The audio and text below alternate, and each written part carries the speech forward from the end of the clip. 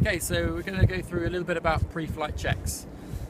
Majority of major accidents and injuries in kitesurfing happen during the launch. So we're going to go through a couple of things that hopefully will help to reduce the risks and stop anybody getting hurt.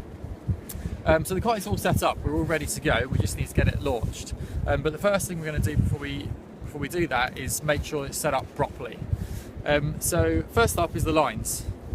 Are they attached to the right place? And are they attached securely?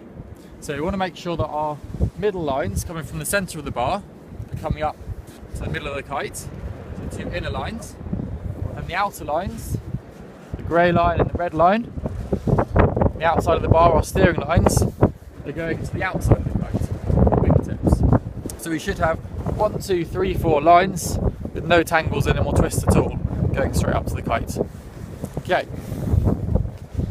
We then want to make sure they're actually attached and attached firmly. So they're larks headed on and they're pulled tight, so as soon as we go to launch the kite, they're not going to fall off. One of the most important things to check is the bridles. They can easily get caught up and they can be twisted around themselves, and then you'll lose control as the kite goes up.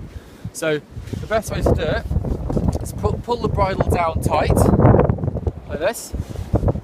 Get your head under the canopy, have a look, make sure none of these are twisted, so the lines are going straight up to the leading edge, there's no problems. These bridles can easily go through like that and then attach the line on, and it's easy for that to be hidden under the canopy without you realising, and suddenly it's all in a big tangle when you go to launch it. Let's go down to the bar end and we'll go through the launching of it. Right, so first thing I'm going to do before I launch is have a look around and see if I've got enough space.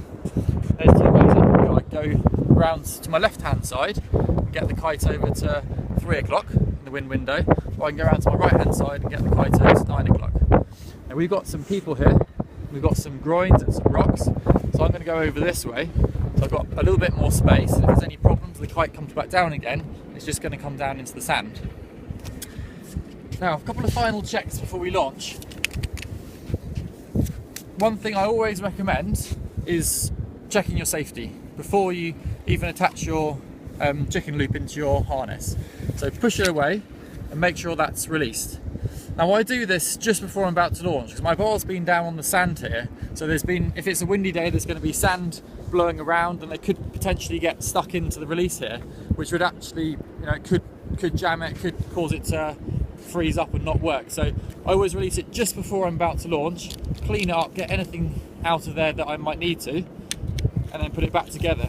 And that way we know that it's definitely going to go off and it's actually fixed together properly as well. Right then, so before I actually hook myself in here, I would always attach my leash on to that leash line first. Okay, somebody's going to be launching my kite here. I might not know who they are. I don't know if they know what they're doing, and they may pick it up, drop it. It might catch the wind. It might blow downwind.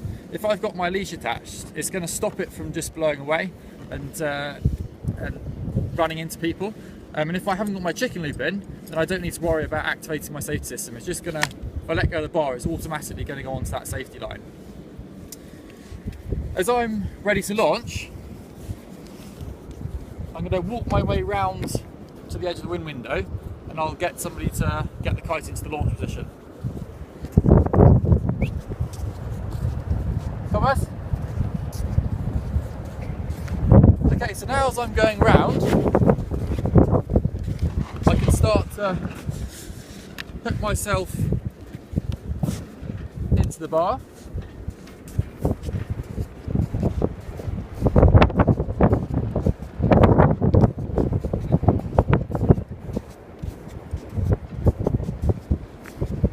Myself to the edge of the wind window, I'm going to make a couple of final checks. Firstly, I'm going to start downwind of 90 degrees to the wind, so my kite's flapping. It's not catching the wind yet, so I know it's not going to just suddenly pull me. And then when I'm ready, I can take a couple of steps extra until it starts to fill up the wind.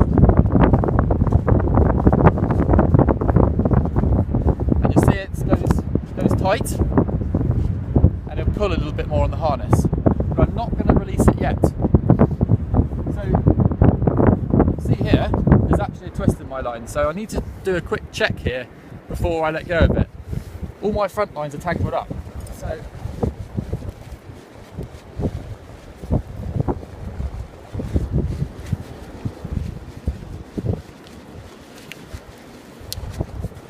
make sure that's all clear of everything before I go anywhere. And now, with the person holding the kite, they're in a pretty safe position.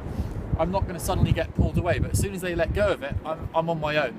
So before I go, I'm going to firstly make sure that the bridles aren't caught around the wingtip.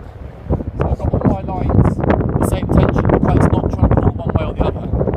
If it's trying to pull one way or the other, then there's obviously something wrong. When I go to launch, I want to just gently steer it up. If I'm trying to pull it too hard or battle against it, and something isn't correct with the kite, I'll bring it down, I'm going to have a look and sort it out. The final thing that I'm going to do before I give the launcher guy a thumbs up is make sure the kite isn't too powered. So if I'm launching it and it feels like I've got loads in it, then organise your trim, sort your trim out before he lets go of it, so I can take a little bit of power out of it, because I don't want it going with a lot of power. I want to go out with as much control as I can, and then when I'm ready, give a gentle thumbs up, make it nice and clear,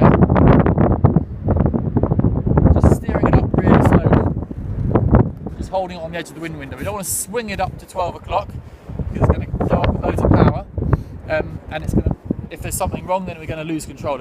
If we haven't realised there's something wrong and it's gone up, we can just gently bring it back down again.